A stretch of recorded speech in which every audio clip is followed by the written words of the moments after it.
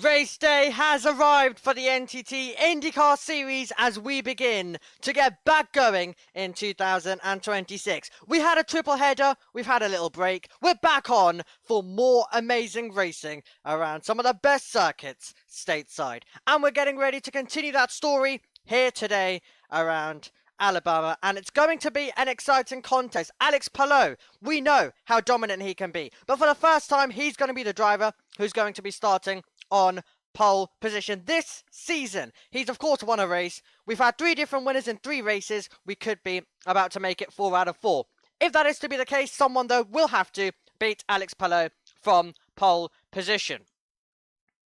Now we'll take you over to our info screen as we prepare to get going, and there is plenty of information for you. We're about to get into pre-race ceremony soon on the grid. I can just hear IndyCar radio on some advertisements at the moment, but we're very much getting all set and ready.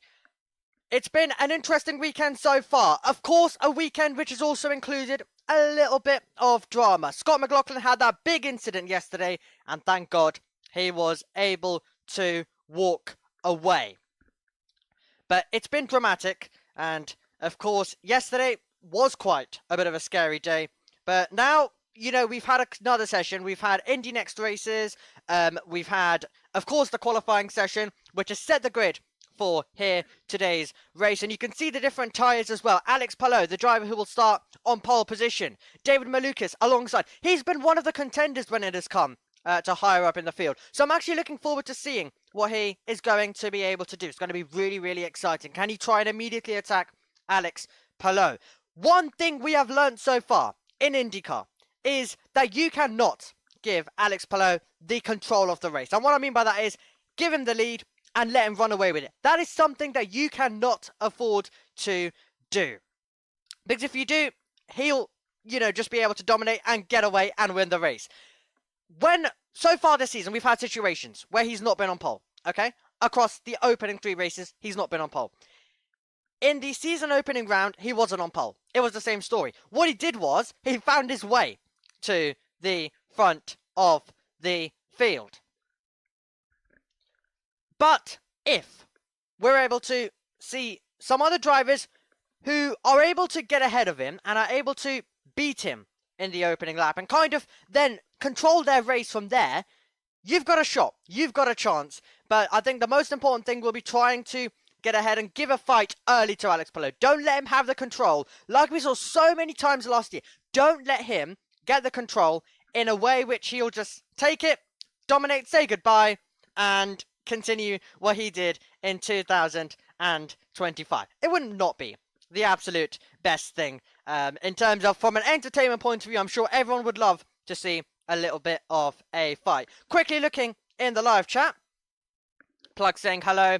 Ken is in the chat as well. So David saying race time. Absolutely, we're getting so close. Another David in the chat also saying hello for us. And then we've got Sam. Hello to Sam.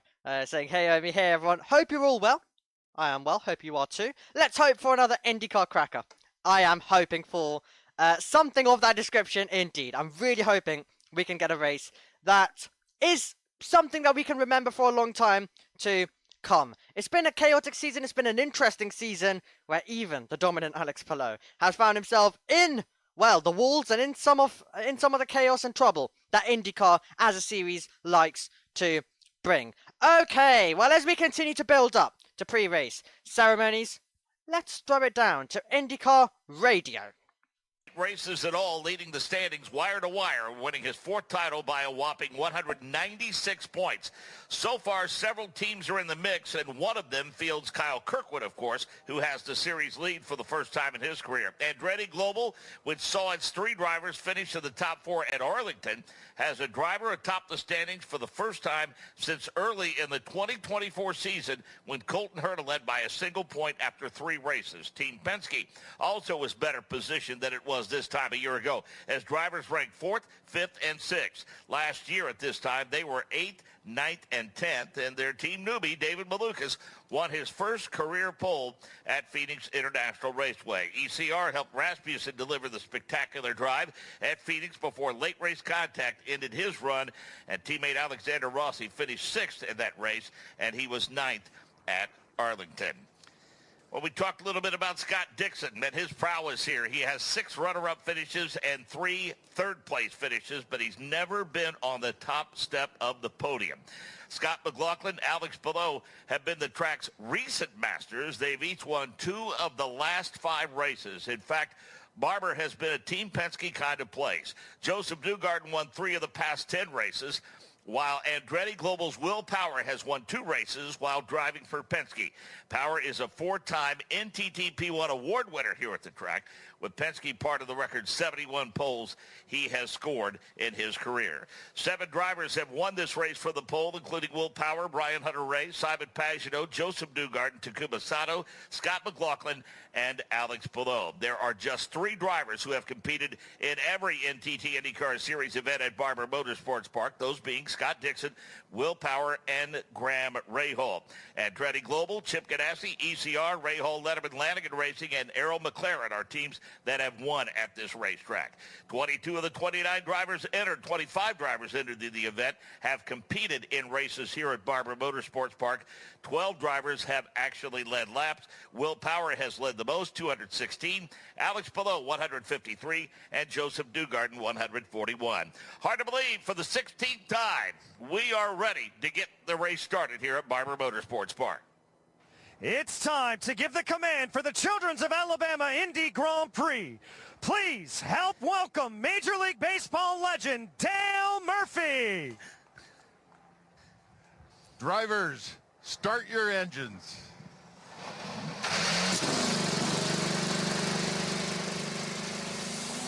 Here's today's NTT IndyCar Series starting lineup. Row 13. Stingray Rob, United States. Row 12. Dennis Hauger, Norway. Will Power, Australia. Row 11.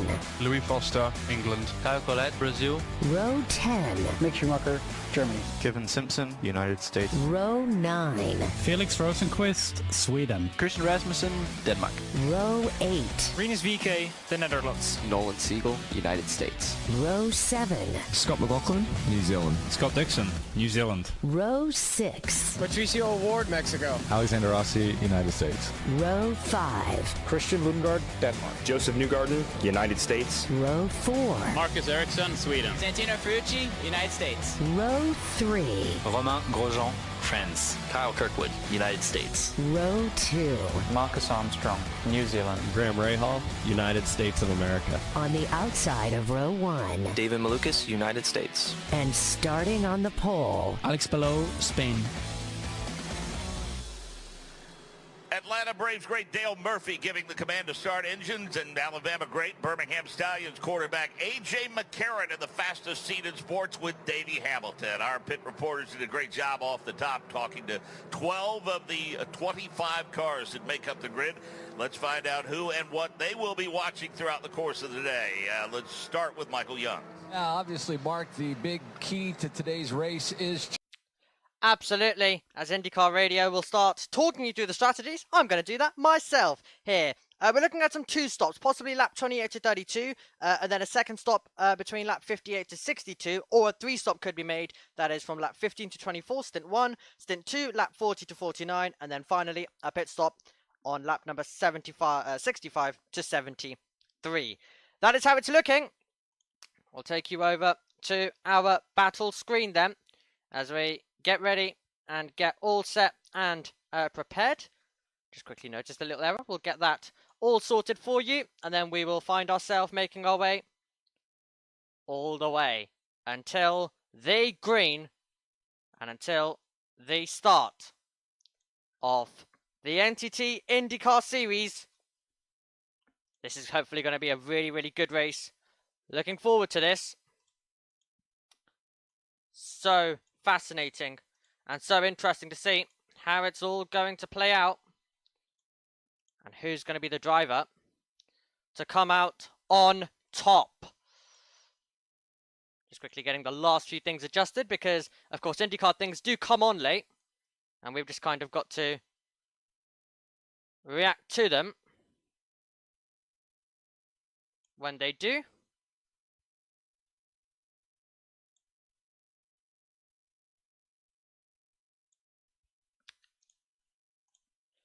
There we go. All happy with that? Finally, I can take you over our screen. Background slightly glitched.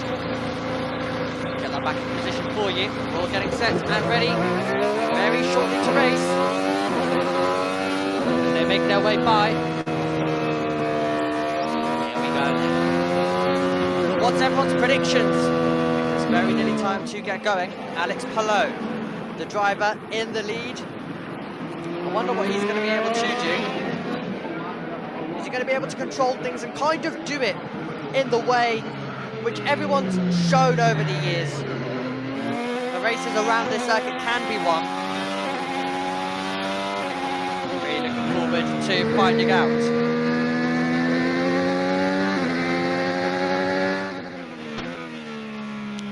So, as we jump on board with all the different drivers, if you are synced up with us, do get synced up and enjoy the race.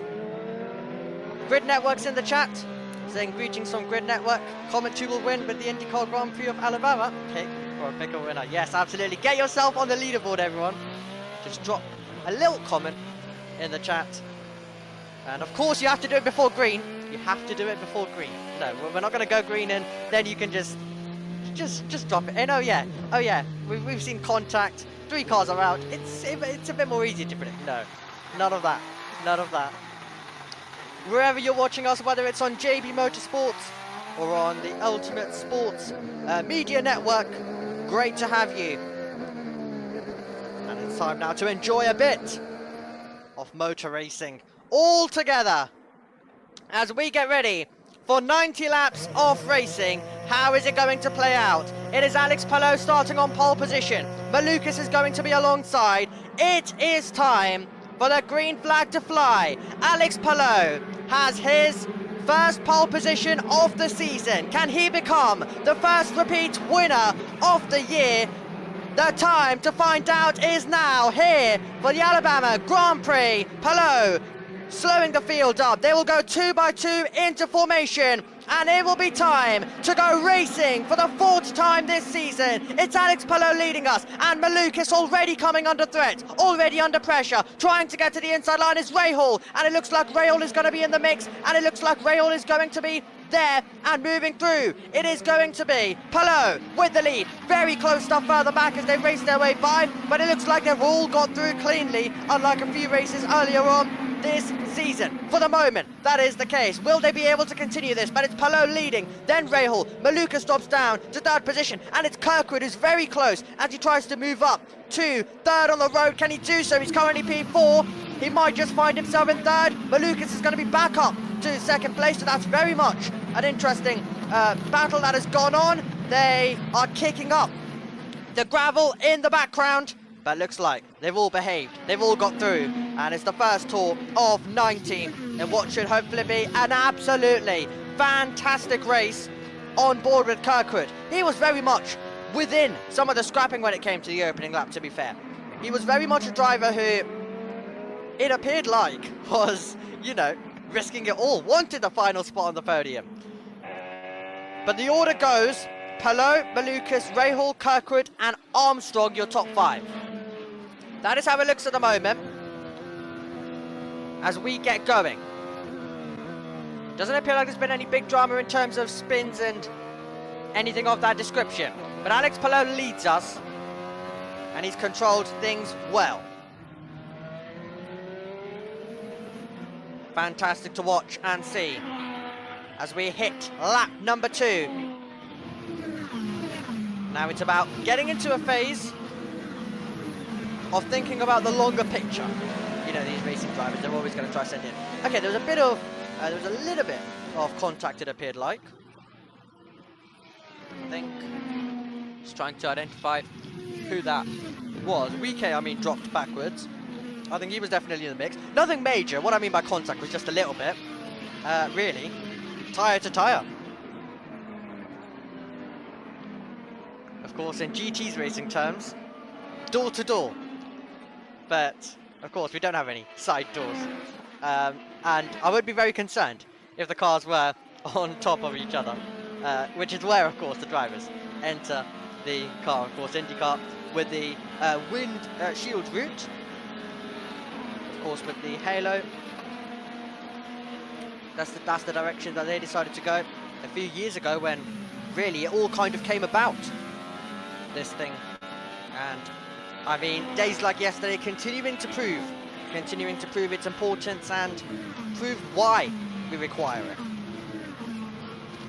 Okay, well, let me know what you've made of that race start. Sam in the chat saying good clean start, everyone. Yep, appears like they did all listen, and it was quite clean. I mean, we're coming off quite a few chaotic IndyCar races, and a chaotic IndyCar weekend so far. So it's been very much dramatic. Thank you very much to IndyCar Radio, by the way, for taking us through the weekend so far. And then you've got myself here for the race.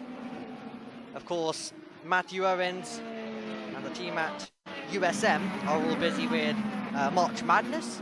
That's going on. And then, of course, you've got NASCAR on later. And if you are watching on JB Motorsports, MotoGP and its support series of Moto2 and Moto3 are on at the same time, which is where JB has located himself. It's just one of those evenings where motorsports all decide to clash. As a viewer, you've got plenty to keep an eye on and plenty to watch. But right now, don't take your eyes off this IndyCar race, because McLaughlin, I can just see, has made an overtake further back, and it's getting super, super tight as we get ready to send it downhill. Of course, plenty of elevation change and plenty of movements around the circuit as you dip up, dip back down, and it's fast flowing. Exactly what you want in IndyCar. This circuit provides, really. Of course, proving to be a challenge for these drivers. It's been an interesting few circuits, to be fair. That do challenge them. Of course, we started off at St. Petersburg, which you always know is, I guess, well, should we say a location which always is going to get some prisoners and always is going to catch someone out. And the opening laps are there and restarts are there. Can be very dramatic, as we saw earlier on in the campaign as well. It appears like we are side by side, and a possible battle now beginning to develop, as there we're going to get very, very close together. Lundgaard gets past Ericsson, and Ericsson drops to 8th. Lundgaard improved himself up. A good, easy switch at this stage. No one's really getting aggressive, which why should you, I guess, at this early phase, because, you know, we mentioned the pit stop strategies earlier. You've of course got the 2 stops. You've of course got the 3 stops. So there's no reason at the moment. It's a good bit of battling still, to be fair. And the IndyCar way is always to show a bit of the left elbow, the right elbow. And that's exactly what we saw. Going back to my point earlier, as I was mentioning, St. Petersburg to start the campaign. Always the dramatic location. Which, to be fair, I was commentating on that race. We all merged up from JBM and USM. It was me, Megan, JB, and Matthew Owens all together for what was a race which, I mean, the first half was somewhat interesting. Then the second half, I think, wouldn't go down as a classic, let's just say. And what was the reason for it? Well, what I was mentioning in the pre-show. Alex Palou doing Alex Palou things. In all reality. That's why it wasn't. And that's why we've mentioned the importance of all these drivers doing something about it. Doing something to try challenge that. They make their way by.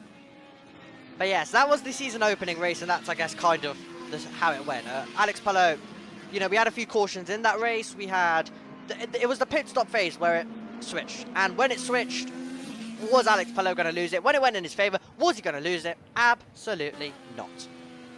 And as Matthew Owens said on the call. Alex Palou says hello to 2026. He did indeed, and continued his 2025 style racing, really. Just is dominating. However, we left round one. We went over, of course, to Phoenix and Arlington. Those were the last two races. Phoenix, of course, proving to be an absolutely brilliant short oval race. Newgarden being able to take the flag first, and that with some late moves to get himself in there. That was a race where brinkmanship was definitely not being had by the drivers, let's just say, at every single part of the race. There was so much contact, and I honestly felt like, I was watching back the highlights earlier on to just, you know, remind myself again, because I was, of course, commentating on the Formula 3 feature race that was going on at the time. I was commentating on the Formula 3 feature race in Melbourne that was going on, so I didn't really get to catch the race then. But yeah, I remember watching it, I was like, oh my word, we're getting so close to contact. And to be fair, that is just usually the case in short oval racing. I mean, I said it earlier, but if it was GT racing, we'd be saying door to door. But I guess in this, it's quite literally tyre to tyre. It really was. Really, really close. So that was round two when it came to Phoenix. We went to Arlington, another challenging circuit where the walls are not too far away. Quickly to add to Phoenix as well, that's of course where Alex Palou was involved in a bit of an incident. And that's the round that he was caught out. So that ruled him out of any contention for a victory. Arlington, it was Carl Kirkwood who took himself over to the top step off the podium. And that was an interesting race as well, with a bit of drama here and there. So, you know, we've had mixed races, we've had dramatic races, we've had ones where drivers have had to make moves on the circuit to get the lead, we've had ones where drivers have had to, well, the drivers have been able to do it strategically. I mean, the aim and what we love is always, of course, for it to go down to the final stages and the final laps. That's what we'd love. A battle on the circuit. A 1v1, I mean, you know, bring in more drivers. As I can hear Fox about to go to their first ad break of the well, afternoon there, evening for us in the UK. To be fair, this IndyCar race is a bit more earlier than what we usually get to have in the UK. Sam Indy, I'll come back to that in a second, because I think we're about to go side by side. Lundgaard is diving to the inside of Ferrucci, and he moves up to 6th. So he is making moves, and then more moves, and then more moves. Up another position. This was the battle that was momentarily being had for 6th, but no longer. Lundgaard, the driver who started in 10th, all the way up. Now to P6 on the road. What can he do from there? And he's critically not making moves that are going to hurt him in the overall picture. He's being able to easily fight his way by. And it's not those corner after corner brawls where you're either getting really close to contact and risking contact, or you're, you know, getting very close to basically ending, you're losing time. Because of course, at the end of the day, it's glorious for us, but is it the most smartest thing at this phase? Just losing time, because you both hurt each other. And of course, both being your competitor at the same time, who you're battling up against. So these are experienced drivers, and you know, we've of course had a few that have come up from the Indy next series. We're of course this season bringing you those races here on JB Motorsports as well, and it's something they learned there. And a few of the drivers, as there's another move, Ferrucci's going to lose or Ericsson rather is going to lose a position. I think Newgarden has been able to fight his way by in the number 2 machine. So that was very much another tight battle that was taking place. Ericsson, I think, did lose that. Yes, in the end, the timing's just, I'd say, a few more seconds on. But as I was mentioning, in the Indy Next Series, it's what you're used to, it's what you have to deal with. It's reality at the moment, in terms of you have to deal with it. Of risk versus reward and balancing that out. A lot of the drivers on the Indy Next grid I've covered when it comes to GB3. I think you've got Nikita Johnson, who's been one of the strong drivers there so far this season. And you know, I covered him in GB3 last year, which we're covering once again this year on JB Motorsports 2. They get underway in about a month's time. So a few drivers who possibly don't see the F1 route continuing to materialise can actually move quite early. So you've had him go from a regional level series to basically jump up and move over.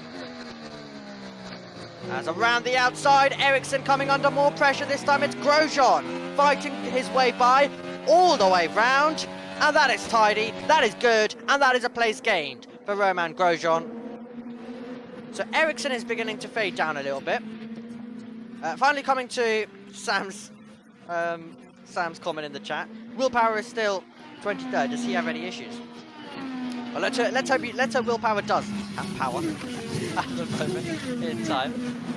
I remember last year when we had a few races together, which we did have quite a few to be fair, where it was just me, track audio, and you. We were all left on our own, which isn't the most good idea. That's all I'll say. You know, we're just leaving ourselves alone for a Sunday evening. But we did have plenty of fun 1 year ago. We're having plenty of fun 1 year on. But yeah, we had plenty of that last year. But no, Willpower, yeah. Possibly I think you could be having some issues. I'll check some information and see whether we can get anything. M3 races in the chat. Did I miss anything? Well, nothing as crazy as what happened yesterday when you came in the live chat, is all I'll say. Nothing as crazy, but no. We've not had a caution. We've had a few good overtakes being made. Lundgaard's made up a couple of overtakes. Notably, that's about it. That's about it, really. It's been calm, it's been composed, and it's been just getting settled into this race and like beginning to make your way towards the pit stop phase. As you can see, Dennis Hauger made his way into pit road. That was a few moments ago. So Hauger came in. We are, of course, dual streaming coverage on USM and JB Motorsports here today. I'm Omi. You are watching and synced up with us on Fox, then you'll have your coverage all back now with TV pictures. Okay, looking good then. Still looking to see whether we're going to get any couple of overtakes that could come in.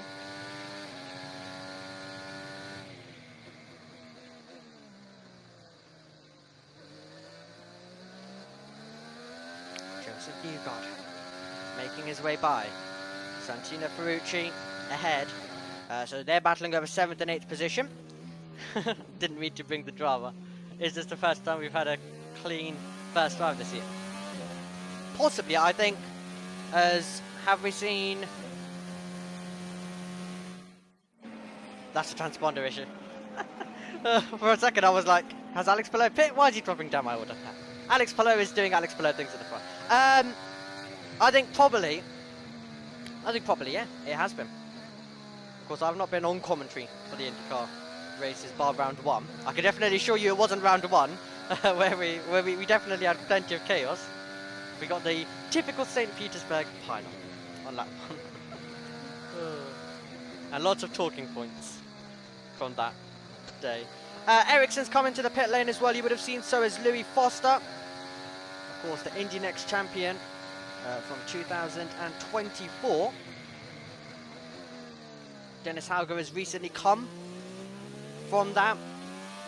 And we've got a great bunch of drivers this year who are going to be doing also the same.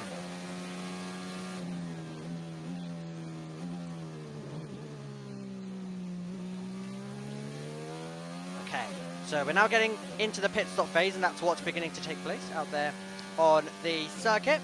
Mike staying in the chat, what is your opinion on Behrman's crash in Japan today? Well, right, this is where I see. Of course, I wasn't on commentary for earlier, so I didn't even give my thoughts at all. So this is actually the first time that I'm giving them overall.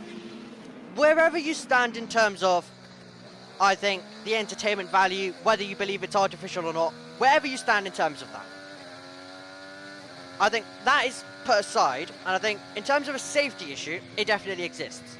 The drivers have mentioned it. It's kind of at the start of the year where we were mentioning about the stalling on the grid and the possibility of that. I brought it up in pre-season testing. Alex Brundle brought it up as well. I think the FIA found a decent solution to it, to add the 5-second pre-start, in my opinion. And then, you know, we could have Ferrari still got that. Ferrari still kind of have their advantage with always being good at starts. And the teams who did kind of see the future and, you know, build it into their system got that advantage. But, you know, the FIA made a step there. So that wasn't an issue, and that really didn't like cause. And to be fair, it nearly did in Australia. We still nearly had an incident, but considering the risk is reduced, at the end of the day, in a standing start, you're always going to risk that. So as long as it's not happening most of the time, and it's maybe like the rare occasion that it just decided to happen round one, that's fine. Right, that's a completely different story. This is now, I guess, a new thing that's developed, which once again was addressed, well, when I say addressed, I mean the drivers mentioned it. It wasn't addressed by the FIA at the time, and now we find ourselves in a situation where I think it's a safety hazard, and I think it's a safety risk if we're going to have closing speeds, because with all the lights and everything that you do have the back, yes, they are to alert the drivers, but at the same time, it's not going to be always doing it quick enough. And let's say if we get to maybe, I don't know, Las Vegas or something, if we are going like 3 wide and stuff, and there's not actually any room, and one car massively just starts slowing down, and, you know, kind of how Formula E style racing is at the moment. If we get to a circuit which really does actually make it so that we have like a major Formula E style, peloton style race, then, you know, that could be quite bad. That could be quite bad in terms of cars hitting the back.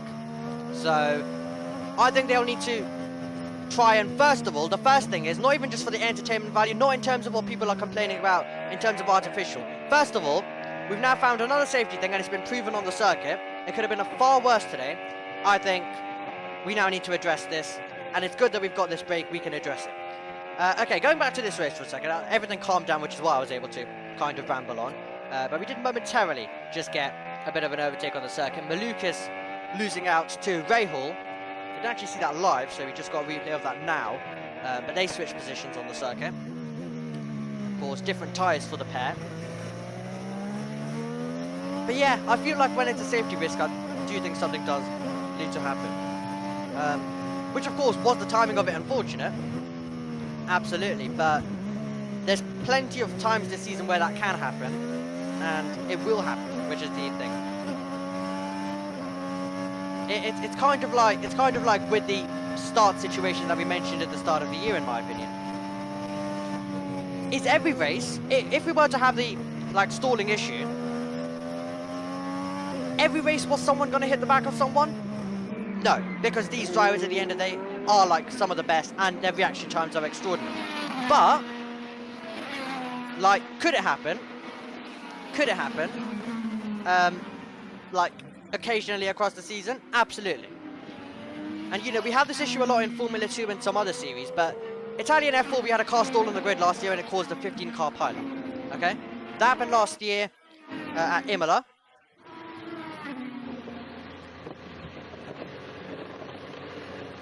So that happened.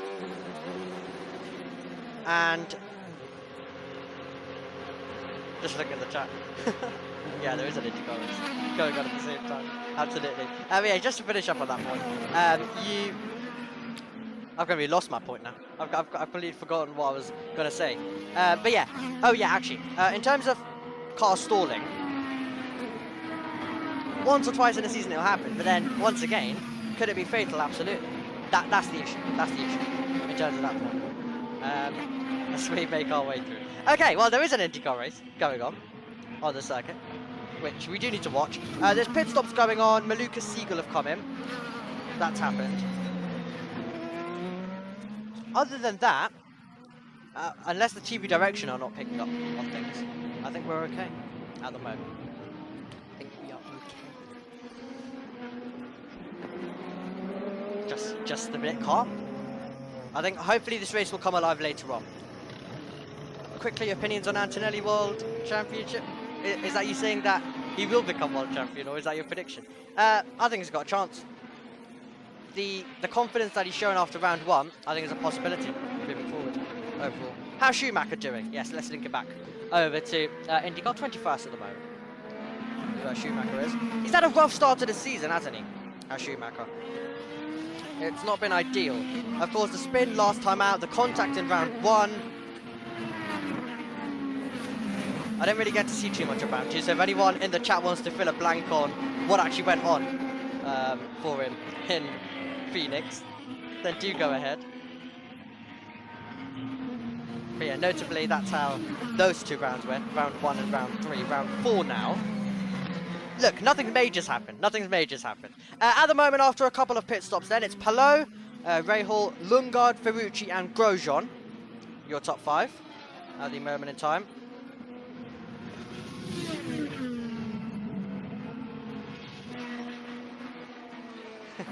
M3 race car saying, I mean, sometimes the Barber races are boring enough that you can talk about something else for 10 minutes and you literally come back. You literally, yeah, I literally covered nothing noteworthy has happened really. Yeah, absolutely. Okay, well, we're getting a bit close on the circuit at the moment. So that's Grosjean. He's all over the back of Ferrucci. Yeah, oh yeah, honestly, I kind of went on a tangent, but then I tried linking it back and I was like, yeah, we've had a few pit stops. Is there anything else I can say? And to be fair, JB was complaining because he's not actually been able to do this race specifically now for 3 years. I've done it for like 3 years apparently, according to him. But at the same time, it's not always guaranteed to be the absolute best. So, to be fair, at the same time, he's kind of lucky that he gets that. This is one of the races that he's been able to skip. There's a lot of other great races that he could miss of an IndyCar series. This was going on then as well on the circuit a few moments ago. You had Malukas, who was battling away, I believe, with Carl Cook, number 27.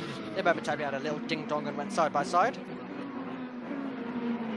That was very much an interesting little exchange on the circuit, but they've regrouped. Kirkwood's in behind, and we'll see whether he can try, you know, just run it. But of course, right now, everyone's at different phases in terms of their race.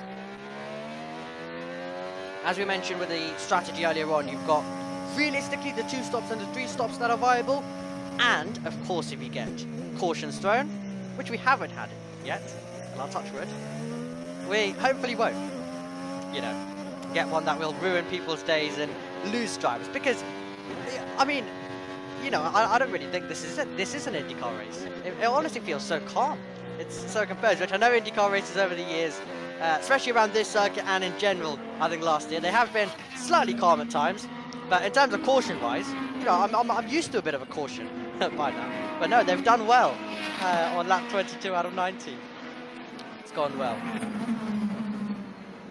Anything else going on the circuit before I quickly read out a comment? No, it doesn't appear like. Schumacher feels like one of those drivers that can have a great day when it all clicks. Same for Grosjean. Yeah, I think that's a fair way to put it, to be fair. Right, talking about Grosjean. See, perfect segue. Grosjean is looking to try now and put a bit of an attack through to Ferrucci. Ferrucci's going to try his best to hang on. At the moment, this is for 4th and 5th. Could be a little bit of an interesting battle. At the moment, we're searching for any battles that we can be provided with. And this is one of them. Ferrucci's going to come into the pit lane, though, very, very shortly. So we will... So unless Grosjean's able to make the move in the last few moments that he's actually out there on that they're both together on the circuit, which he can't, that won't be a little exchange. But yes, they're kind of closed up. And Ferrucci now focuses on his own race and makes his way down to pit road.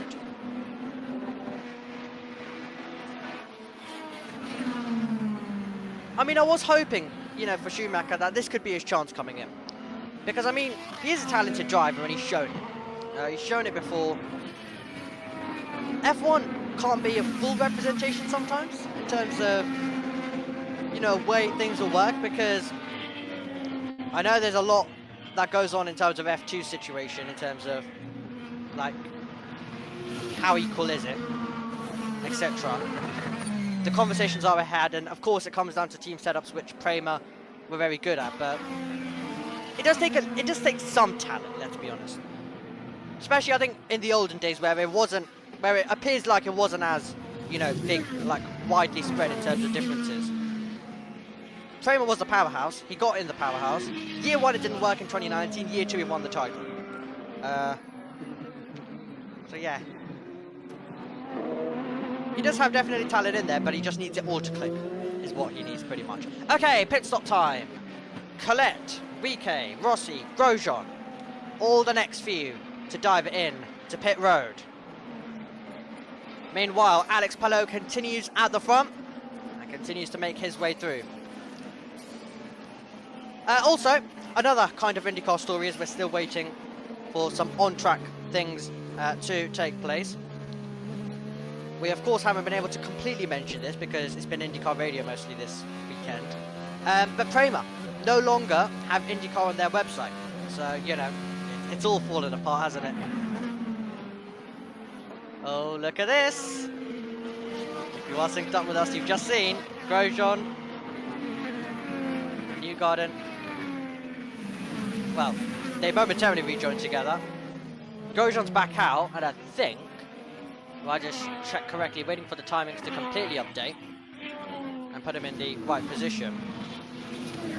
Rahul's coming in now as well. Oh, we've got a little bit of a fight going on the circuit, very nearly 3 wide. It's all getting close all of a sudden. Fantastic stuff. So you've got McLaughlin in 14th. He right now is going to be trying to make an attack forward. He'll be trying to attack Ferrucci. Grosjean rejoined ahead of them. So Grosjean made his way longer into the stint, was able to rejoin ahead, we're side by side further back as well at the same time. Drilling racing going on. I think that is going to be Rossi and a Ward that were going for it, and momentarily wheel to wheel. And it appears like a Ward has rejoined, well, got ahead in that little fight that was going on. Okay, this is more like it. Beginning to come alive, this race, just that little bit more. As the different cars and different teams and different pit strategies meet in the middle. Here we go. Time for another attack. Coming under pressure. Ferrucci is going to find himself with McLaughlin going to the side. Switch back applied though. And Ferrucci still going to have for company McLaughlin at the moment. How brave are they feeling? Into the corner. And it's going to be McLaughlin ahead of Ferrucci. A Ward is going to be trying to get involved in the mix as well in a few moments' time. But it's McLaughlin now, the driver who finds himself in P12. Ferrucci is down to 13th in that scrap.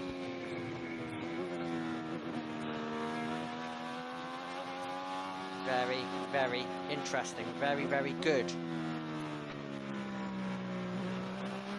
Lap 27 out of 90. Very nearly a third of the way through.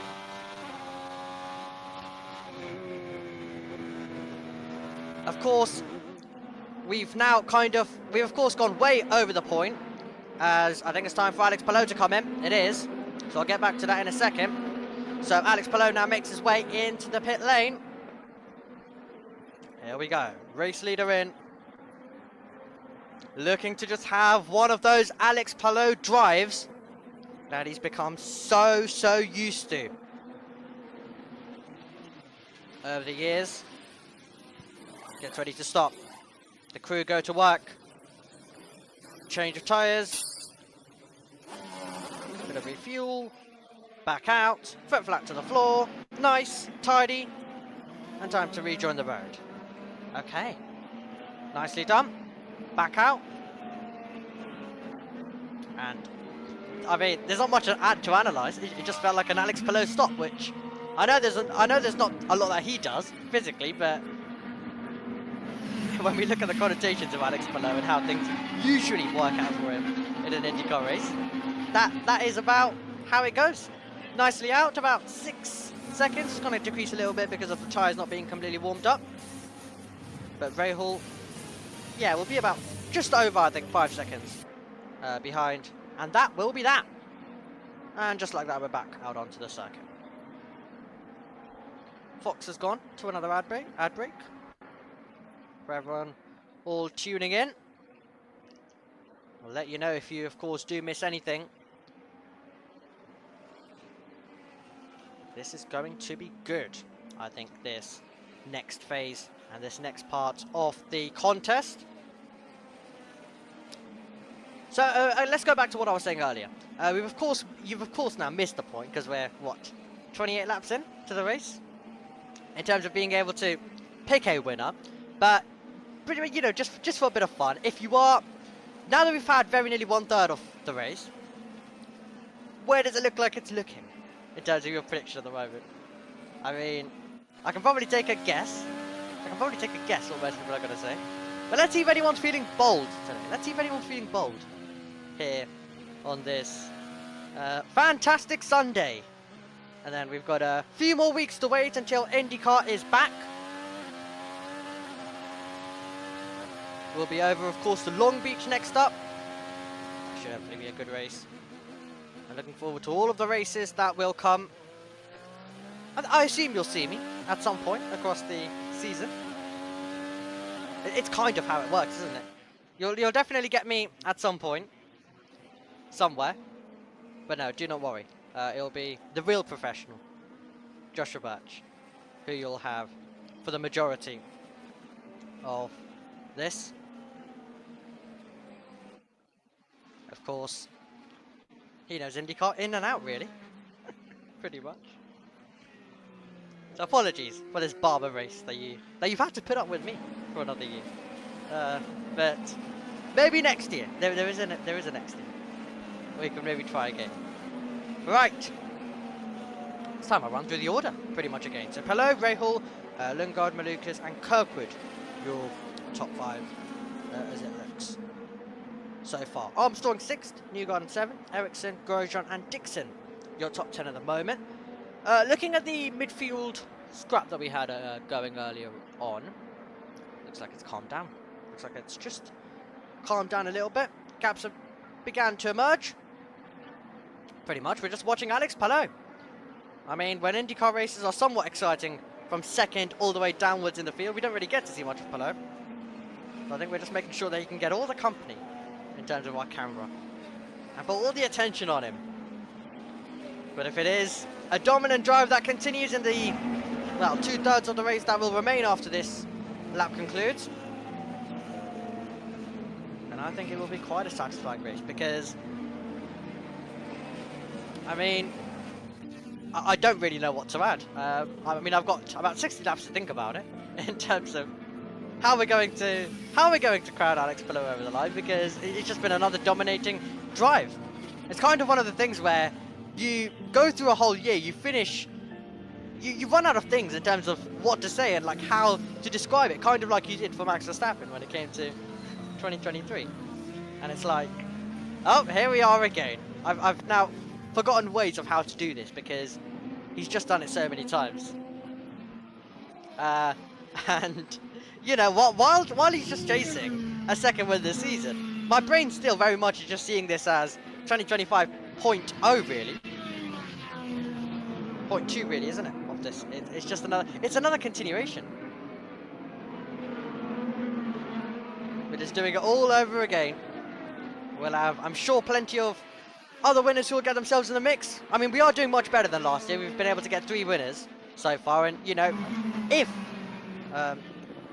some IndyCar chaos does strike today, and things just, you know, move about a little bit, then possibly we could make it 4 out of 4.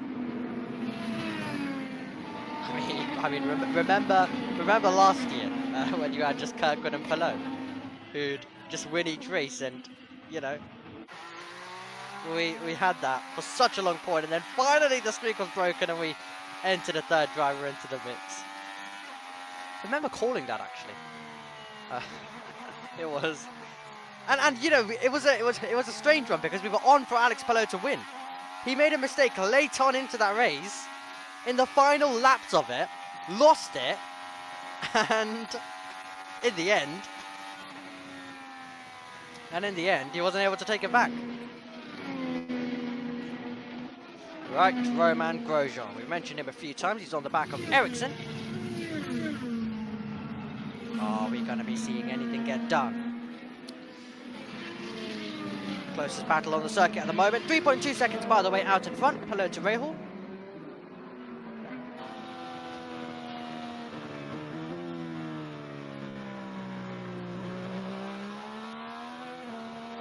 Just going to look to see whether we've had any information come through up here in the commentary box at the moment.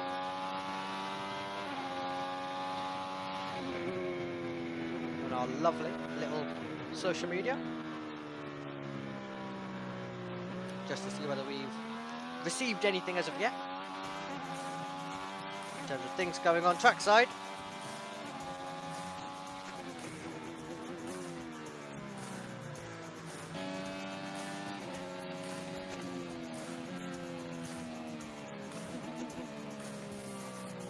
I mean, I'm trying to find something useful for you all. Right now my page is just full of F1 esports, F1 sim racing things, because that's been going on in Birmingham this weekend. No, not over in the, not over in the Birmingham of Alabama, but the UK's Birmingham. That is an interesting one to explain. But yeah, they've had a dramatic race. So, that's how that ended, really. IndyCar then. Anything coming through? Anything coming through? It's really just Suzuka things. You'd hope that right now my feed would be full of IndyCar stuff. Fortunately, not how the cookie crumbles. Can hear some more music. Is that Vox coming back from a break? Going to a break? One of the two. But I felt like I heard the music a few minutes ago, so... anyone who is watching with Fox Pictures, let me know. I'm intrigued. I've lost count now. It's that time where I could easily tell you, oh, they're off to a break, oh, they're back. No. We're only 33 laps and I'm already losing it out. Okay, we do actually have a bit going on the circuit now. Just a bit of overtaking and a bit of battling going on. Few switches coming in on our leaderboard. Will Power has got past Felix Rosenquist. That is farther back.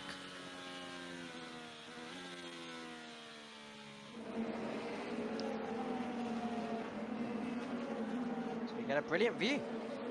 I mean, not a brilliant view of the circuit, but a brilliant view in general. If we were to describe the entire location.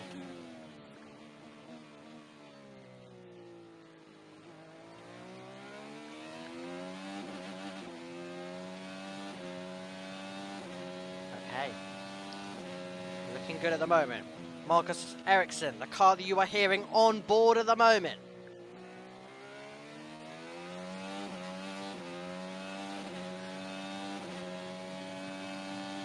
Race our way by the left, the right. So we take here of Alabama, of course the Children's of Alabama Indy Grand Prix, the official name of it.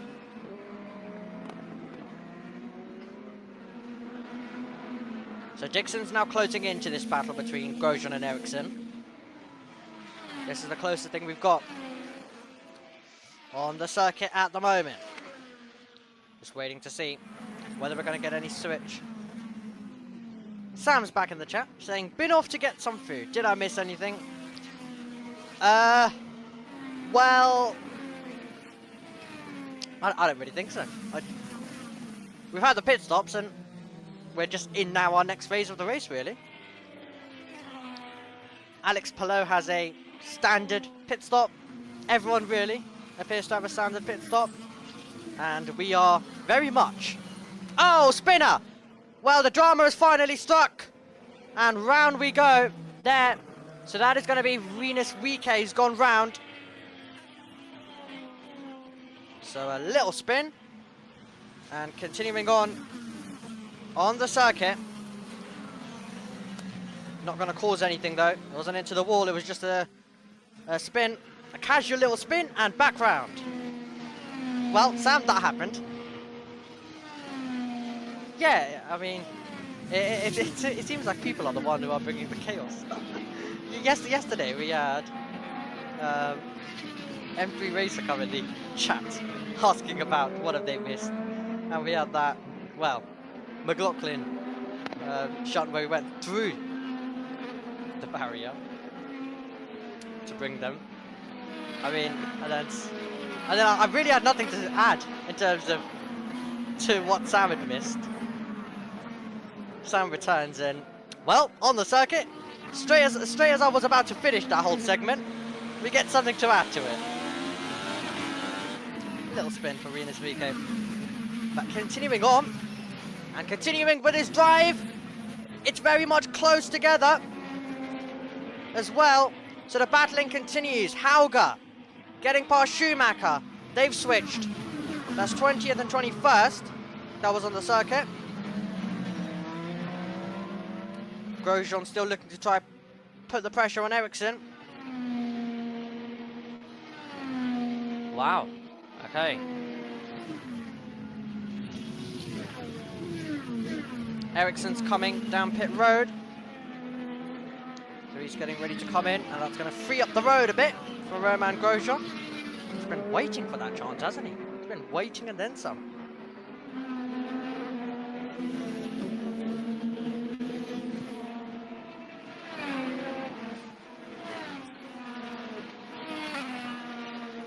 Okay, Ericsson continues. But yeah, after this, a little break. A little break for IndyCar, a few weeks off. I mean, not as long as Formula 1 though, at least. We are back. Get the official, I think it was 19th April I read earlier. Yep. You see, my mind is on. My mind is working today.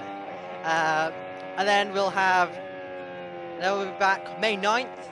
And then, guess when we'll next be back? May 24th. And you know, we're not just going to be back on the May 24th, we're going to be back like all the days leading up to it. Because it is the Indy 500. If there is anyone in the chat who would love to do something productive and do a bit of maths, I don't have Matthew Owens, I don't have Oracle with us. So, I can't ask right now for the countdown and how many days there is till the Indy 500. So if anyone does want to let me know in the live chat and wants to do a bit of maths for us, how many days are left for the Indy 500? Till the Indy 500. That'd be a better way to rephrase it.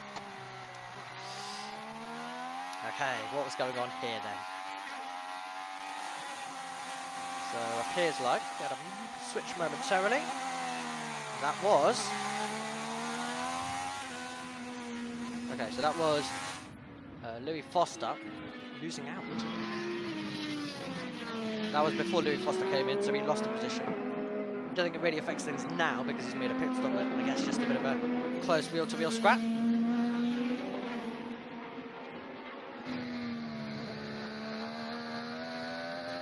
Sam saying, I will keep checking in to make sure the race is exciting. Thank you very much.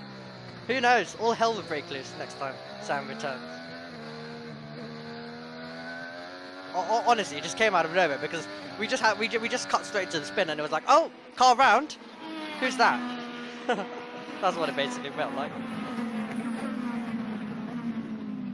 But right now we're very much in this building phase, really, isn't it? Until something happens, until we get either 2 more pit stops or something goes on. But in IndyCar, I think, in a year of domination, the one singular race at the time that went on to have a third different winner, which as I was referencing earlier, where Alex Palou had the mistake, and then we entered and then we broke the streak of it being either Palou or Kirkwood. That happened in the last few laps. That was a race that Alex Palou was on to win, but he made a mistake in the final minutes, of quite literally the final minutes of the race. And there was a few laps for him to take it back, but he couldn't take it back. So that's the type of thing, really, isn't it? That's really the type of thing. As Grosjean has got past Newgarden, that's because Newgarden's coming in. But yeah, that's the type of thing where you don't know where, you don't know when an IndyCar race can randomly come alive and erupt, but you've just got to make sure that you're there. Quite literally, you've just got to make sure you're there. To be witnessing possibly some of the madness that may randomly occur. Here we go. Possible overtake coming. Dixon looking for it. On the inside line of Romain Grosjean. And Dixon still has to wait in behind. Still has to be patient. Still has to wait and see. As we make our way downhill momentarily. Get ready to climb back up. Turn left. Turn right. Dixon doesn't get too much over the curb. And continuing in pursuit at the moment of the car that lies ahead of Romain Grosjean. Just being large in the mirrors. Won't be a car ahead for long. Grosjean comes into pit lane. Oh, honestly, it's fantastic. It's absolutely fantastic, isn't it? You know, we start seeing a bit of a hint of a battle, and then, yep. Just waiting to see whether the move would happen before they come in, and the pit stop's made. But there we go. Okay, a few drivers in. Grosjean, Award, Rasmussen, Simpson. A few elect this to be the lap. But they dive it in to pit road for another pit stop. What's going on here then? We go downhill. Looks like we've just joined a fight. Just joined the middle of a fight. So this could be somewhat interesting. Got a battle going on live pictures now. We're just looking to see who's going to be the one to bolt. So, it appears like this is the battling. That includes Stingray Rob, Dennis Hauger. And I think that's the drivers at the back. Louis Foster, Mick Schumacher. I think it's those drivers that are scrapping it away. Malukas comes in to pit lane. Could we have a battle on the exit here? Let's see. So, Stingray Rob is defending at the moment. Looks like he'll continue to be able to do that.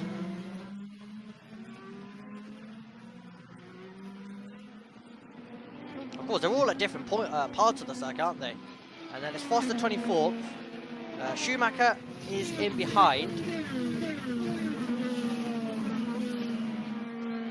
It can be sometimes a battle to try and work out what's where. What's where. Out there on the circuit. There we go. Got there in the end. But yes, those are the four that are momentarily getting close together. Armstrong's coming in. Latest one to dive it in. Who else is? Oh, there's a whole bunch of them. So Kirkwood came in. McLaughlin's coming. Siegel's coming. Rosenquist is coming. Busy down at pit road.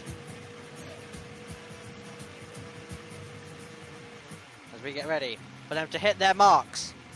In they come. Tyre off. Tyre on. Wheel gun attached. Foot flat to the floor. Back to the fast lane. And then, very nearly, back to the circuit.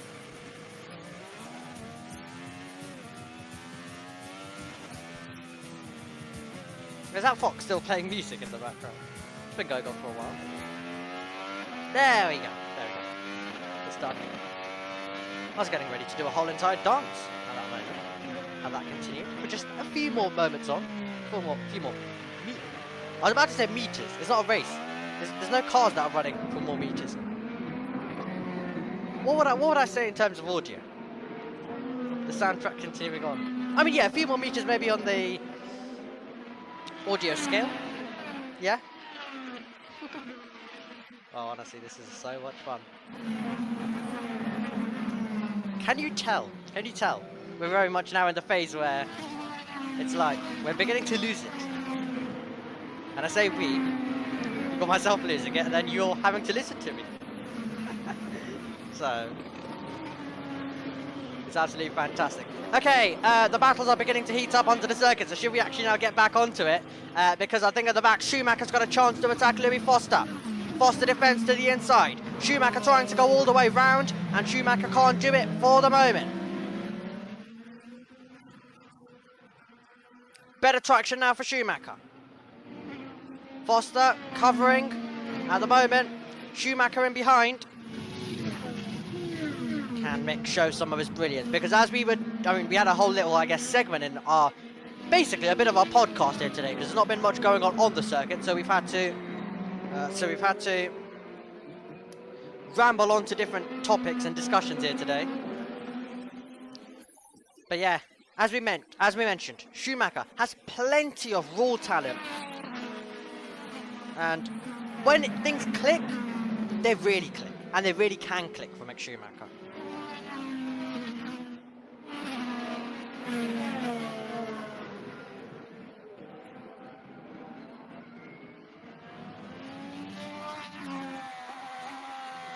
now with Lundgaard. That's the car that you're hearing over the curb. We are on lap number 45 out of 90. It is half race distance for the NTT IndyCar Series. I am your commentator, Romy. And whether you're joining us on JB Motorsports or USM channel number 2, it's great to have you. And it is great to be, well, so far, spending the first 1 hour and 7 minutes with you. Should we have a bit of fun in the second phase of the race, in the second half of the race? I think it's that time, and I think we should. Okay, more pit stops. So Palou, by the way, came in a few moments ago. Dixon came in before that as well. Rahal is the latest one to pit. It's basically a case of let's just try find. And let's just go to the pit stops every few minutes. Because yes, Fox are showing different things at the moment. Palou would have pit, I think, when they were showing the Schumacher battle, which absolutely, yeah, take advantage of the picture-in-picture. We don't want to miss a battle on the circuit because there's not many of them in this race. Okay, as we rejoin, so it's Lundgaard, then Palou, then Ferrucci, Rahal, Rossi. That's where they've kind of filtered out. Everyone in different races at the moment, in terms of the way that they're running this contest.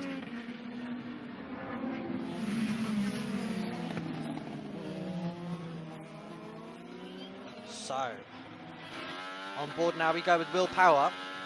We asked the question, I mean, at the start of the day, didn't we? Sam brought it up in the chat. Wasn't looking the best at the start. He's going to hope to now get back into a bit of a rhythm and, you know, begin to kind of come alive in this. The man who very much fought. Oh, he's fighting with the car at the moment, just trying to keep it in a straight line. But yes, the man who fought to try and get himself through for a seat in IndyCar, and the win that he had last year was absolutely brilliant. It's a great storyline. He did get a seat for this year. He was able to continue on his IndyCar career, and great that he was, because he has proven to be an absolutely fantastic driver who can be in the mix on so many occasions. Had a bit of a different race today, and so far this season it's been the same up, down, really, hasn't it? It's just not been... It's not been completely ideal, but to be fair, when Alex Palou's not had a completely ideal season, you know, it's something that can really strike and happen to anyone. Momentarily, pictures broke up. They're back with us now. Here in the commentary box as we continue our running around Alabama for the Children's of Alabama Indy Grand Prix. This is the 48th tour now out of 90. We have been green all the way through. No cautions have hit us today. And even in the calmness of IndyCar at times that we've seen in recent time, there's always been some cautions thrown in there. Today they have been incredibly well behaved. The only thing that we very much got close to having anything under yellow was the spin that we had for Renus weekend. But I mean, it's been a dramatic weekend so far, hasn't it, for IndyCar already? I think a lot of the chaos happened earlier on in the weekend. And plenty of the drama did too at the same time.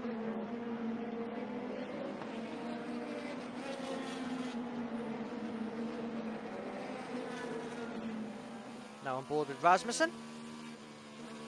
Driver's eye view as well, if you are synced up with us and watching at the same time.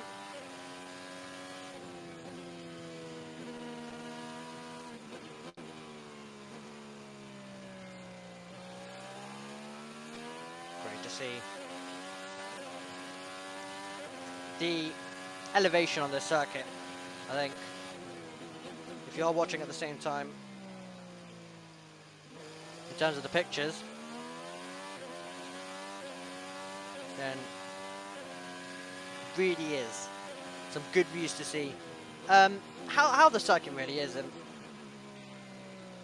I think sometimes the off-board views don't really show it as much. Of course, you can tell it's not completely flat, but can you tell how much it does a change?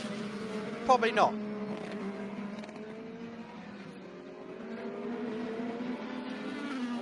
Well, guys, we're now to the point we're now in the point where if you want to say anything in the chat, if you want to ask any questions, if you want to take us on to a different topic, you absolutely can. Because once again, we're now into a building phase, I say that. As close as we rejoin. Oh, that was getting close to contact. So, as everyone filters out onto the circuit, different grip levels at the moment in time. And we're now seeing a move up the inside line. Late on the brakes. And that is going to be Simpson fighting his way through. So Kevin Simpson makes a move. But now, waiting in behind as well. We're going to have plenty of drivers looking to try and get involved. So you've got Award behind Rossi. Then you've got Grosjean and McLaughlin that are together. They blast past, downhill. This is fantastic to see. Sam saying, can anyone remember the last caution-less IndyCar race?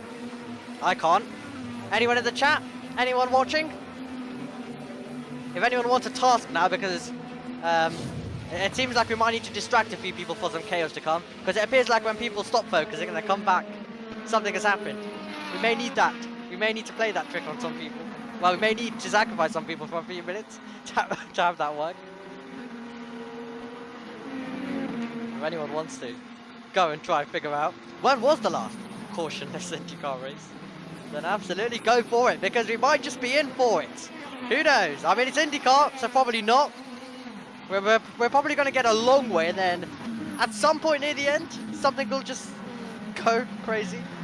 And knowing our luck, we'll go cautionless all the way through, and then, like near the end, in the final few laps, a caution will come and we'll end behind the caution. Like in a race where we have absolutely no caution, I feel like something ludicrous like that is probably going to strike us. Well, not only are we going to lose it, not only are we going to lose like the chance of having a cautionless race, but also we're just going to have it affect the moment that they come across the line. It's just the way, isn't it? Just the way.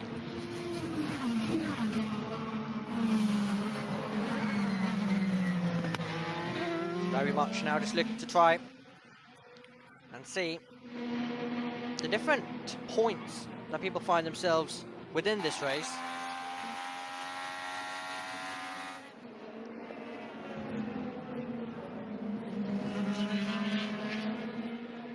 So, just taking a look now. Lundgaard and Rahal are very close together. Lundgaard, a little bit of a twitch as he makes his way through. This is for second place in the race. Rahal now tucks in the toe. Looks to try and get closer. Of course, they've both got a bit of push to pass to try utilise, but I'm 100% sure they'll want to try and save some of it for later on, as they blast past now. Interesting fight now on the 52nd lap of the race. Both go deep into the apex. Exit speed. It's in the middle. Still about close together. But no chance to make the move.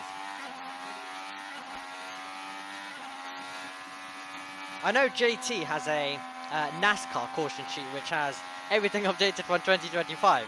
If we had something like that for IndyCar, that would be helpful in this moment to try and figure out when was the last time that we actually had an IndyCar race that basically ran green from basically the moment the flag dropped at the start and all the way till the end.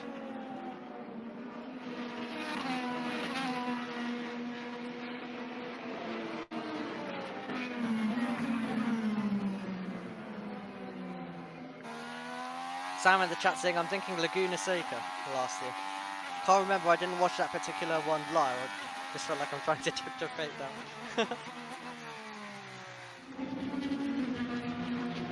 Was that the one? Did I cover Laguna Seca last year? I think I did. I feel like all the races I did last year did have a caution. I remember, my mind always goes back when we mentioned caution in Laguna Seca just in 2023. I think it was 2023 we ended at Laguna Seca, wasn't it? Where we just had, what, like 9, 10, 11 cautions? Something crazy like that number.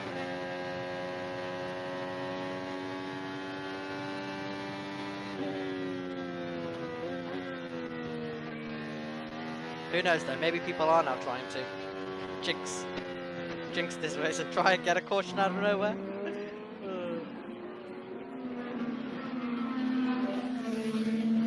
Somehow we're very nearly going to be in about 6 laps time, 2/3 of the way through.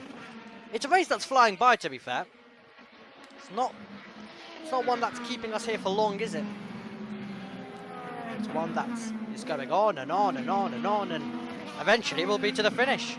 And we could be to the moment of crowning Alex Palou a race winner once again.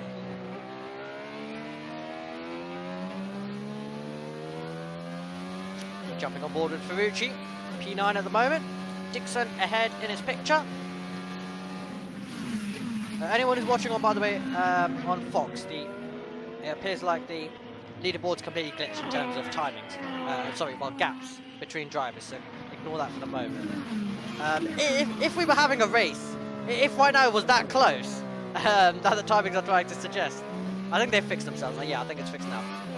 If we were having a race like the timings are trying to suggest, honestly, I think I'd be losing it up here in the box.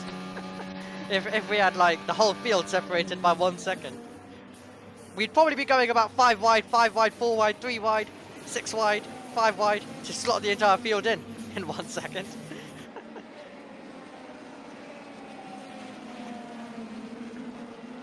Yes, Sam bringing it up. Yeah, Laguna 23 was the crash fest when people were always lunging it into the final corner on restart. Was that also Monza weekend in 23? Because I feel like that's how we ended the Monza weekend. If I remember correctly, I think that's how it was. Okay, battle. Ericsson, Dixon, Ferrucci. What have all three got for us? Have they got some side by side? I think at this point I would love just a fight where really we can properly get into each other. Like I want the drivers to be like properly now bunched up and like a fight. If it's going to be a bit of a race that's going to drag on a little bit, I want one that can, you know, kind of go on and on for a couple of moments.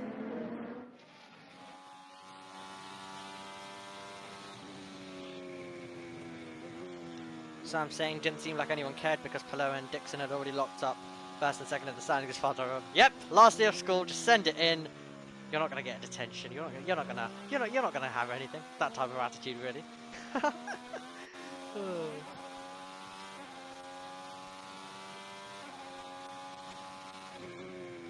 So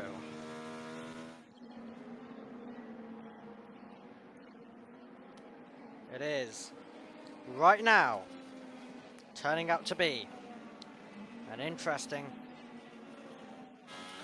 race.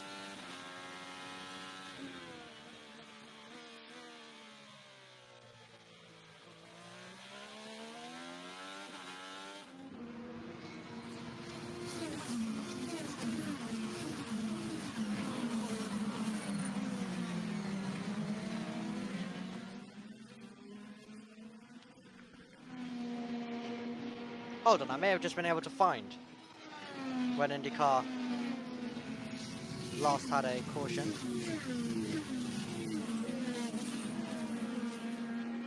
Monza was on 2022 when Palou won the title. I don't think I was watching on then. Don't think I would have been watching the race live then. I don't think. I remember being sat in this position. I joined JB Motorsports 2023 at the start of it. That's what I'm thinking. It may have been 24, to be fair. Honestly, now that we're in 2026, I can't differentiate 23, 24, 25. Well, I can differentiate 25, but 23 and 24 is just like, my brain. Right.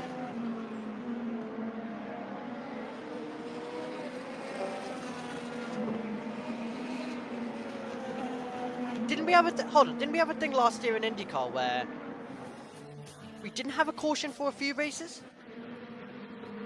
I'm trying to think.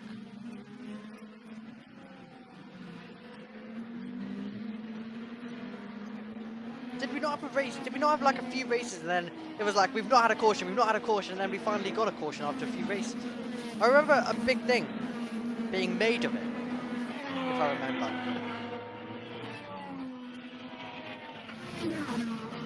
I don't. If anyone can maybe back me up on that, if I'm anywhere near correct, because. Of course we had the Palou and Kirkwood thing going on. That was like on the long term thing. But did we not have like a few races at the start of last year that just? So we had I think a caution round 1. See that St. Petersburg. But did we like avoid cautions round 2, 3, and a few races after that? That would be my think, and that would be my guess. Maybe the last time. If that is true, unless I've managed to get that in my head, but it's something that happened in a completely different series. I know Formula 1 had a few races. I think it was 24, was it? But they just avoided cautions. 23 as well. Well, safety cars for them rather.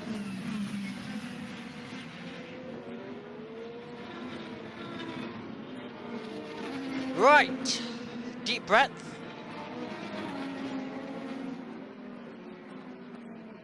Sam, in terms of the point of the Italian Grand Prix being on the same weekend as the IndyCar finale, it may be as well. I can remember 2022 for sure, but not 23. Yeah, fair enough. I feel like I did have something on the Italian Grand Prix weekend where it may have not been the green safety. Something maybe.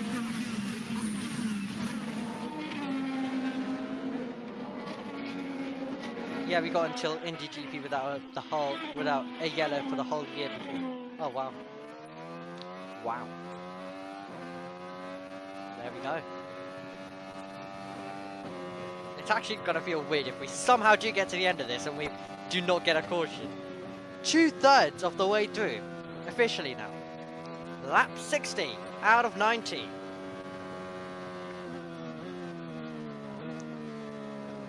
Well.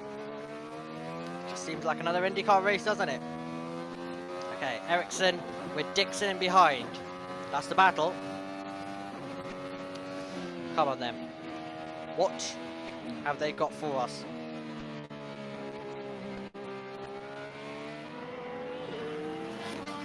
Oh yes, I see what you mean.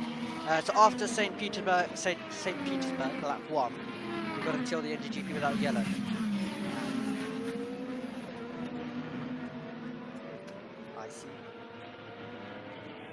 Yeah, I remember a big fuss, which of course, something like that in a series like IndyCar, you're going to make a big fuss out of, because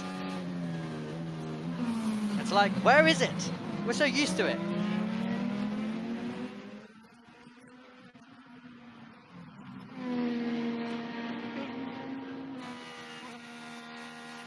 For a second, we jumped on board with Lundgaard. For a second I was like, because we've got like some random dirt on the screen, for a second I thought ahead of us that someone's just kicked up something and someone's gone off.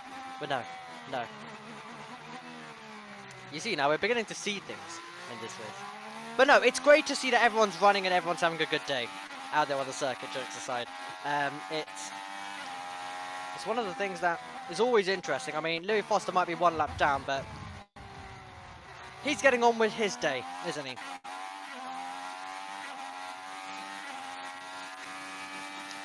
He's pushing on with his day.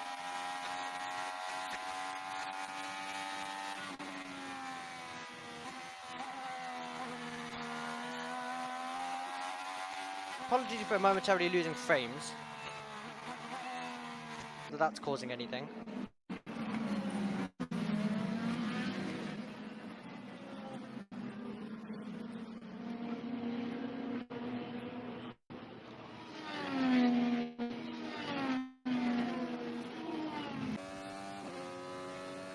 And hopefully, you should be back with us. I think it's still recovering at the moment. but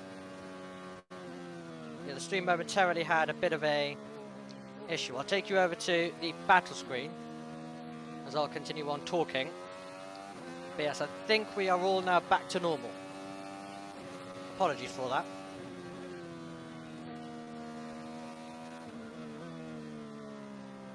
It appeared like momentarily the bitrate and everything just completely dropped. But we are back. And we are running now as it stands, which is the good thing. Making sure we are good on both JBM and USM at the moment. Appears like we are. That is fantastic. Okay. Little jump scare at the moment. But now continuing on with this race.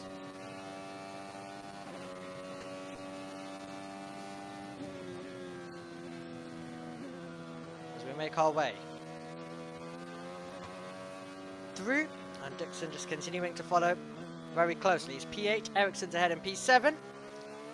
Ericsson comes into the pit lane, and it appears like that kind of caught out. Kind of appears like it caught out momentarily. Dixon, as he had a little wiggle, had a little slide, but continues on with his running out on the circuit.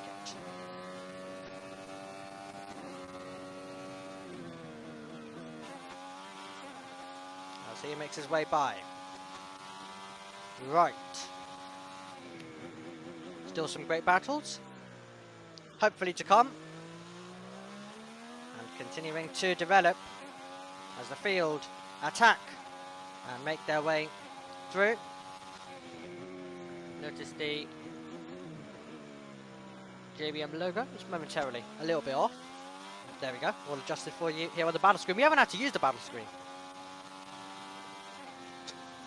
but just as things recover momentarily in terms of system wise, because I know the bitrate kind of messed things up, I'll keep it on battle for a few moments and we'll continue progressing our way through lap 65 out of 90. So Grosjean is 11th at the moment. He's the one trying to put some pressure on McLaughlin.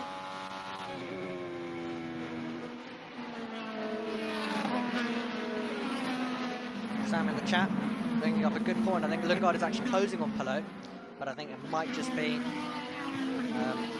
Rasmussen having the red tyre more than anything. I mean, we'll take anything at this stage. Yeah, I think definitely. I think that could be something. I think that might be exactly what is going on at the moment.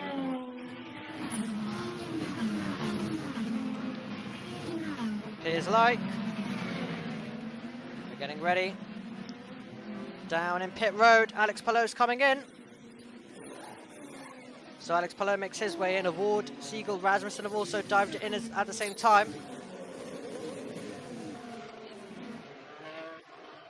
So yes, pit stops beginning to happen. I mean, it's a race off pit road momentarily. Alex Palou side by side. Well, I mean, this is the closest things actually do get out there on the circuit. In terms of Palou finding himself in a bit of trouble there, as I think it was Schumacher the guy was alongside. They rejoined. I mean, they're in a bit of a different race, but it was all war pretty much. Foster is there up against Schumacher. The main battle is 24th and 25th. Palou's just there, being existent at the moment, and Foster's actually going to attack Alex Palou. Here we go. Louis Foster trying to put some pressure on our race, on our net leader of the contest. And goodness me, was that close? Was that a bit of a jump scare? But it is all okay in the end.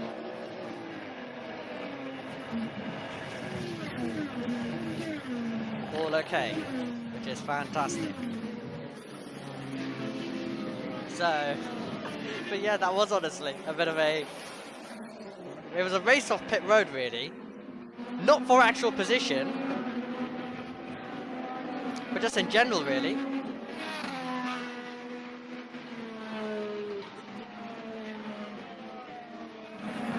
battle that was had momentarily.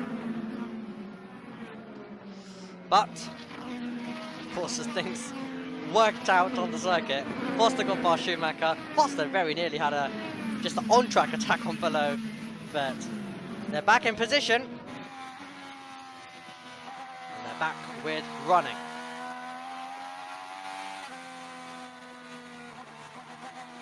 Lundgaard now makes his way by.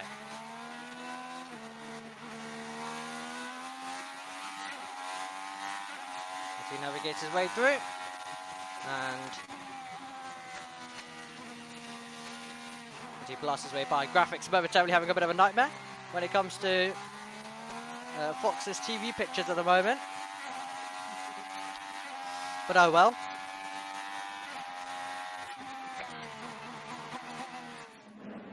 What else is to be expected now at this phase? Okay, what's Alex Palou about to do there?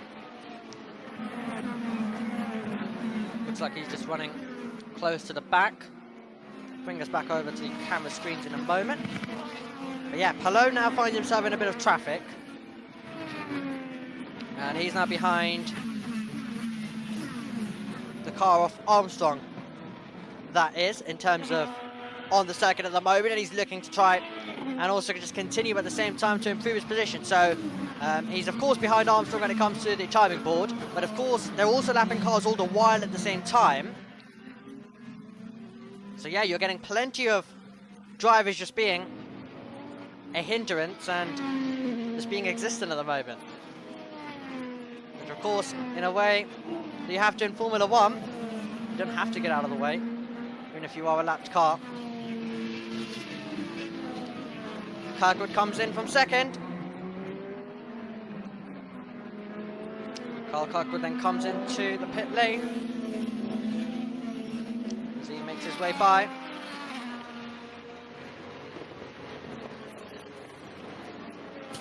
Here's like, just taking a look actually at the same time, Kirkwood picture-in-picture stuff. Released, back out there, look decent.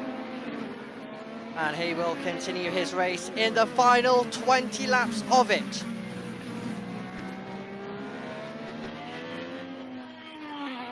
So yeah, he'll continue running.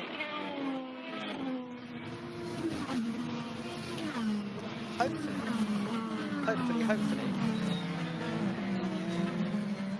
it can be somewhat of an interesting finish to this contest. Because I mean, yeah, there's still stuff going on. Palou is in traffic. It's not all just completely ideal, is it? For him. Still having to fight a little bit in this race. As, oh! Wheel gun. McLaren. Lundgaard. It's not going ideal. And that is such a shame. Oh, that is such a disappointment. It was not good at all. You were stuck there, waiting. And it all, well, ends up taking long. At the same time, Alex Palou now back to the lead of the race. It's Alex Palou back in the lead of this one. Oh, McLaren. Sam's not happy in the chat. It's not gone to plan at all, has it? Messed it up in the pit lane, and in a race where there is, you know, not the most action on the circuit, the one place that you do have to deliver, no question asked, is out there actually in pit road, but wasn't good at all, was it? That was not ideal, and I think that would be an understatement, that.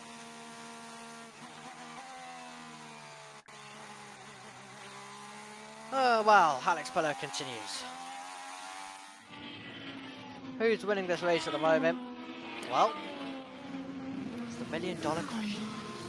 Mr. Alex Palou. But still, there is time for drama. Still, there is time for things to go wrong. It is IndyCar, and plenty can happen at a very, very rapid rate as they blast by. Hopefully, fingers crossed, there's going to be something in this second part of the race that we can see that is going to begin to change things up. Bit of a move on the circuit then. So, down goes the McLaren. That is Grosjean getting past Award. So that is lower down, very much lower down at the moment. That is 16th and 17th that they've switched positions at. You hear the fantastic sounds of the cars blasting up and down. Really is the roller coaster experience, isn't it? Out there on the circuit for these drivers.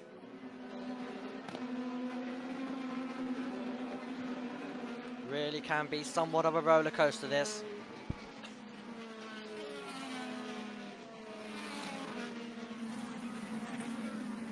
As they race their way by.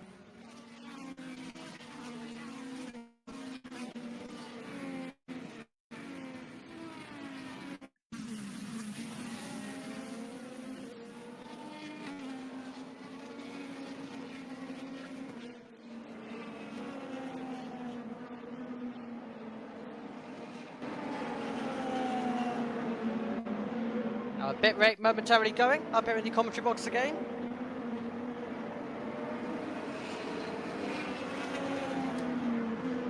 Hopefully, we've still got your company and hopefully you can still hear us up here in the box.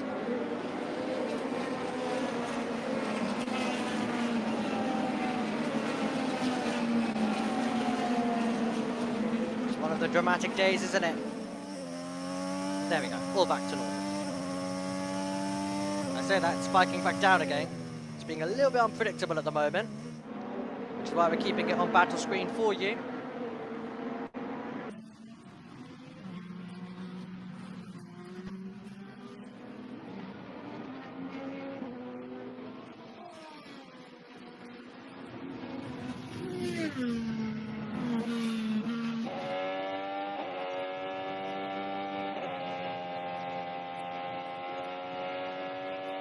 Okay, really having a few issues momentarily.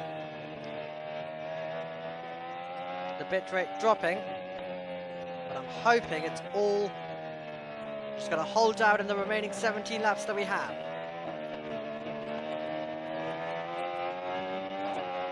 $16 now to run.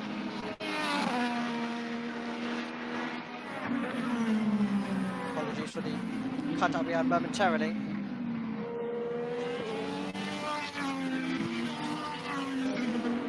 Momentarily struggling at the moment. As we blast down.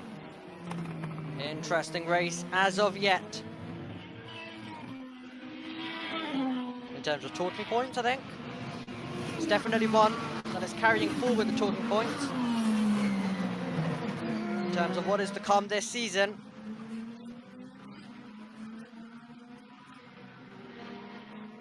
It's definitely all still up in the air in the NTT IndyCar Series in 2026.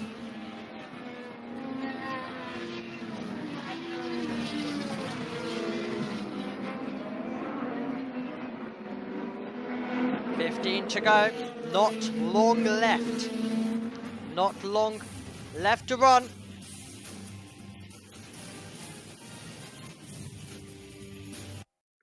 As Fox head over to a ad break momentarily in the background. And of course, if you are watching on with Sky, We'll have Tom Gaymore very much there to fill in the breaks for us. Okay, Sam, in the chat. Right, I think I've got it. The last IndyCar race without a yellow was this race last year, which obviously was on by Alex Palou, so we could go pretty much full cycle. There we go. Another little storyline for you, possibly. Moments away. Could go full circle indeed, as you mentioned. Of Alex Palou is able to bring this one home. And we're not only depending on that. Do not worry. Do not worry. But you know, Alex Palou bringing it home is most likely. I think that could happen. But we've also got to remain caution-free. You know, we've got to remain caution-free. There's a few things regarding it that have to go our way.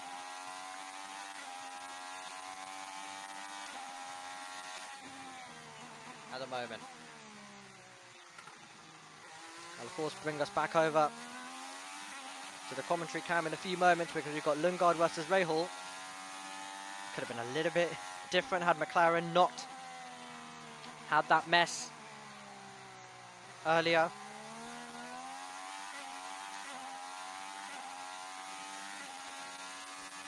When it came to the pit stop, of course it would not have really impacted what's happening with Alex Palou at the moment, but in terms of this battle for second place, and then I guess this formula of everyone else really.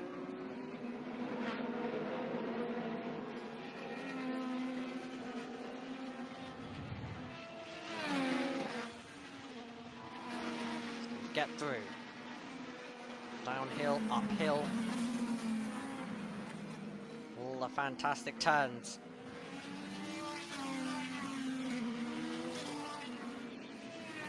This IndyCar circuit at Alabama, well, we've had races over the years that have been just on the quieter side.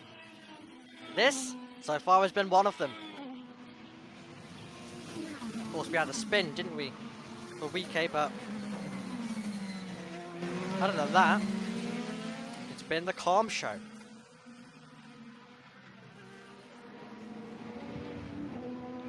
Really has been a calm show.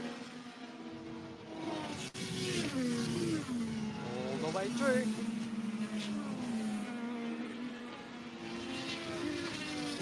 But another race where Alex Palou has been getting on with himself. And what he does with himself, just puts the foot down, dominates the race, says goodbye, and quite literally that's been the case today. I mean, in a contest where the most exciting thing is him going side by side with a back marker, I think it says it all in terms of the type of day that we're having with Alex Palou and the type of race Alex Palou's having. Well, any brave, bold predictions heading into the final 12 laps, anyone? Let us know in the live chat.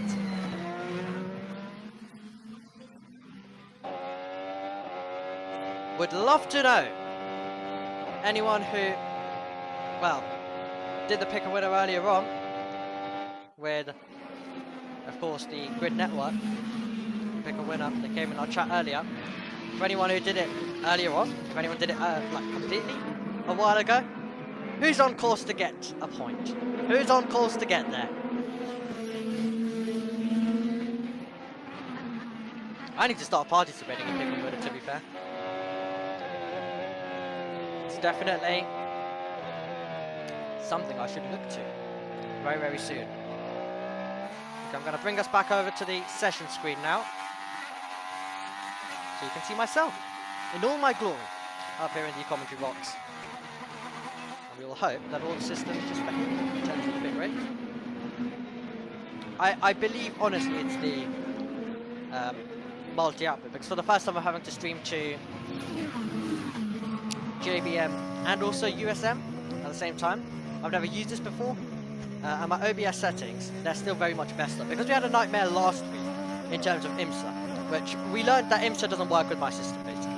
I had to very much just adjust settings so much in the night to try and keep it to work, but JV brilliantly stepped up and covered the remainder of that race.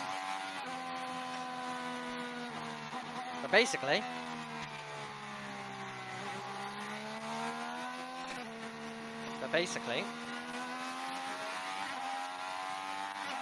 you know, the system's all worked.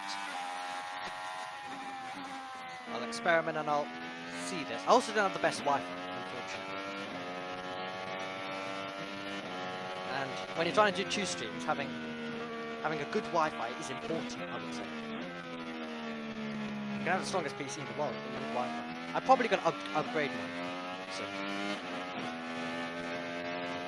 It would be handy in these type of situations. As we continue making our way by. We're just jumping on board with random drivers at the moment. Fox are making sure everyone gets the airtime. Which when there's nothing going on, fair enough. Fair enough.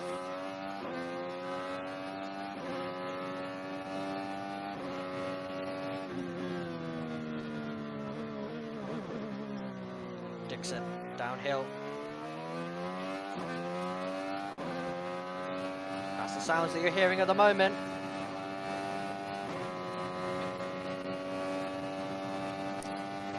As it's quite the motorsport that is going to wrap things up. We've of course had Formula 1 to start off today. We've had World Superbike going on. It is now that time where I try and name every motorsport that's going on. We've got a few more laps. It's a perfect little game to play. So what have we had on then? We've had World Superbikes, we've had IndyCar, we've had Formula 1, MotoGP, NASCAR's on later. That's where hopefully all of you who are watching right now will be going later. And of course you can also go MotoGP, so you've got 2 routes to choose to enjoy a bit more motorsport before we bring this weekend to a conclusion. I know for a lot of people who are still in education, we're heading into Easter break. That will be exciting. So it's not, you know, while Sunday's race day and all of the excitement, Sunday nights can sometimes not be the best, knowing that you do have to go somewhere tomorrow. But that's all sorted for 2 weeks.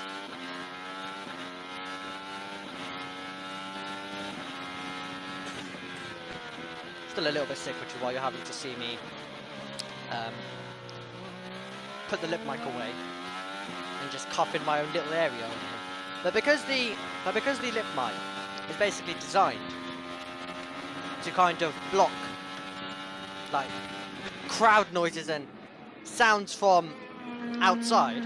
I'm in my bedroom. Right? This of course is a, you know, we don't of course have loud cars roaring by. We don't have the crowd going absolutely wild.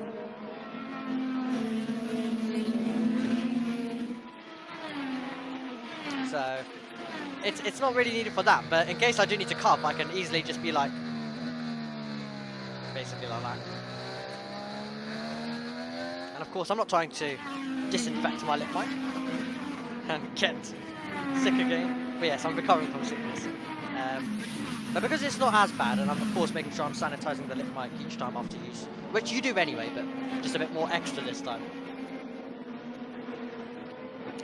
I don't come on many IndyCar races. I wanted to make sure I get the lip mic on for the IndyCar race, so I could have just switched to the headset and basically been like this. Only difference is, I've not got that connected right now, so if I do try to do that, you won't be able to hear me. So, yeah. I guess as we're on lip mic chat, you can also talk into the back of it.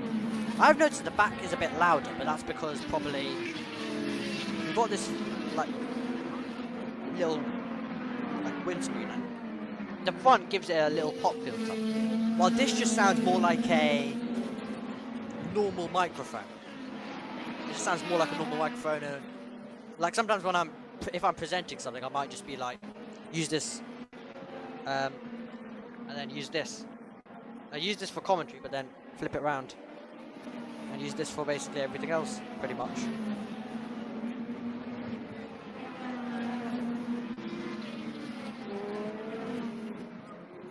rate momentarily dropped. Apologies for that. Okay, Lundgaard and Ray Hall about to get interesting. Battle over second place with 6 laps to go. We'll turn our attention to this race. Exactly as we start focusing on it, Sam's message also comes on. Yep, Rail versus Lundgaard is potentially heating up. Here we go. Let's get all set and ready. What attack can Lundgaard try and have on Rahal? Does he have any type of attack to try and move up to second place in the race? Going for a wide line, trying to stand on the power. Does he have the chance to send it late on the brakes? Not quite. Watching, following at the moment. If we can get some slingshot and of course use a bit off the push to pass, it could be handy. They both saved a bit of push to pass to utilise at this point of the race. Lundgaard's got more than Rahal. If these two fight and scrap and lose time, maybe it could open the door further in behind. Lundgaard is really close. Really beginning to push. At this moment, what type of attack can he have? 5 to go.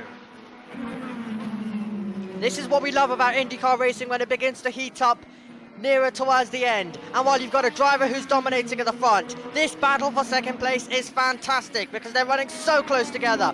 And can Lundgaard try and make the move? Can he send it down the inside? No.